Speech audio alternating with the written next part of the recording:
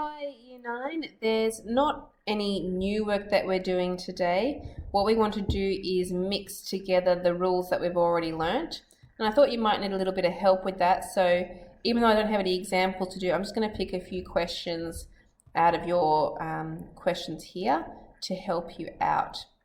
So in question 4, writing the following in index form, what you're wanting to do is work out what the base is. So I'm multiplying 5s together there. So 5 is going to be the base, and that's multiplied together 4 times. So it'll be 5 to the power of 4. Okay, so hopefully you remember doing that in our very first lesson. Question 5 says to write the following as a basic numeral. That just means that you want to type that in your calculator and find out what they equal. So you can do that one. That should just be a calculator problems. Question 7, we are multiplying. So remember, this is law number 1. If we're multiplying and we have the same bases, then we want to add the powers. Okay, so I'm going to pick one of the trickier ones to do. I'll do G down here. If we have any big numbers out the front, we multiply those together. So 5 times 7 is 35.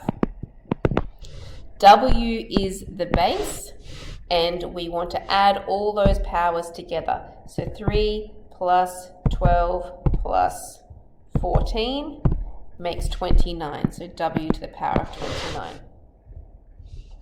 Question 8, you can see that we now have some division signs in here.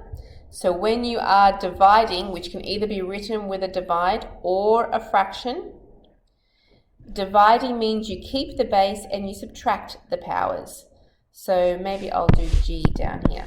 So M is my base. Subtracting the powers, 24 minus 14 is 10.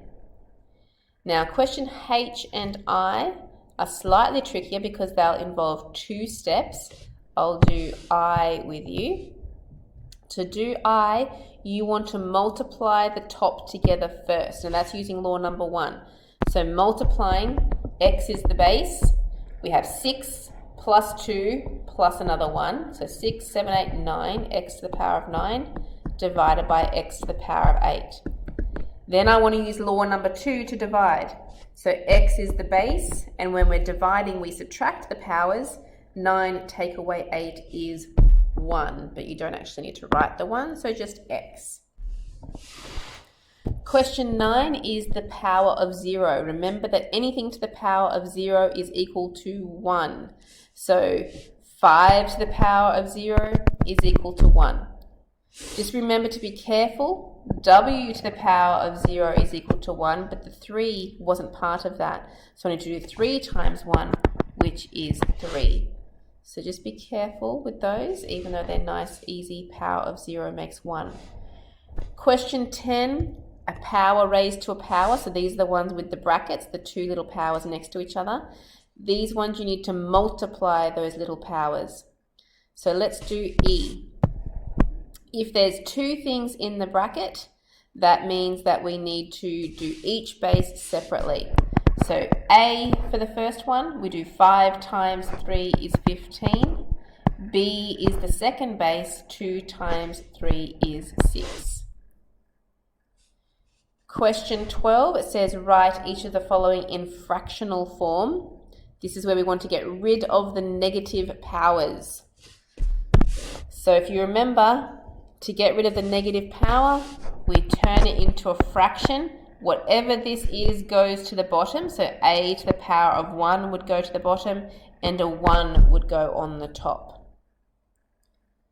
Okay, part C, we actually need to do the division first. 4 divided by 2 is 2.